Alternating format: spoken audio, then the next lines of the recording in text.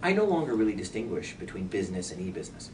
I think that for many businesses today, IT is the business. So what that means is, like any other part of a good business, you need to apply those principles. So just because you think that your business is ultimately going to be one that is delivered online, whether that's products and services that are digital, or whether the idea primarily is designed for the web, or whether you need the web as part of your go-to-market strategy, I mean, whatever it is that's made you decide that web is an important element of your business or is your business, you still need to apply good principles.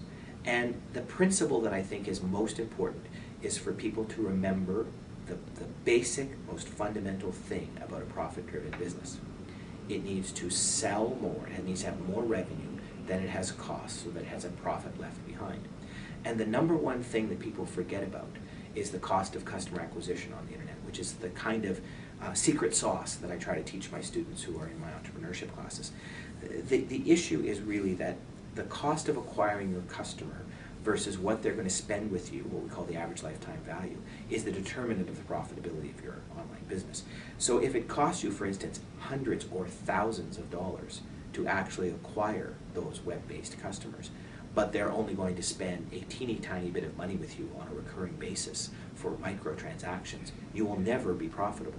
So you need to find, like any other business, the principles that will drive a lower cost of customer acquisition, a higher average lifetime value, so you end up with a profitable business model. The advice I would give an e-entrepreneur or an e-business entrepreneur is the same advice I would give anybody who's starting a business, and that is, good ideas don't get funded. So entrepreneurs come to me and they say, "I got this great idea." I say, "That's great, I'm glad you got a great idea. But the great idea is not going to get funded. What's going to get funded is not even a business plan about the great idea. And what's not going to get funded is even a mock-up or a rendition of the website that you intend. None of that's going to get funded."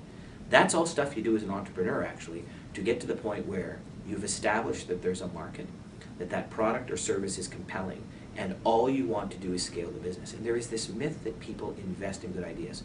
It occasionally happens. I won't say you can't find examples of where it hasn't happened. It does happen. But you'll find more examples where it doesn't than when it does. And I think that that's something, there's a mythology about entrepreneurs are people with great ideas. Entrepreneurs are not people with great ideas. They're people with actually really good business savvy who take a good enough idea and turn it into a great business, and they get funding to scale that. And that's what investors or venture capitalists or other forms of financing are interested in. There are too many good ideas. In fact, I would argue most of the time, and this is advice I would again give an entrepreneur, run with the idea that's good enough, but the one which actually will result in the great product or service as defined by revenue from real customers flowing in the door fast. That's actually the better business than the great idea that's on the very edge that you may think is really cool, but which customers won't get, or perhaps it's a little too early in the curve, and you're going to be spending a lot of time trying to sell this uphill.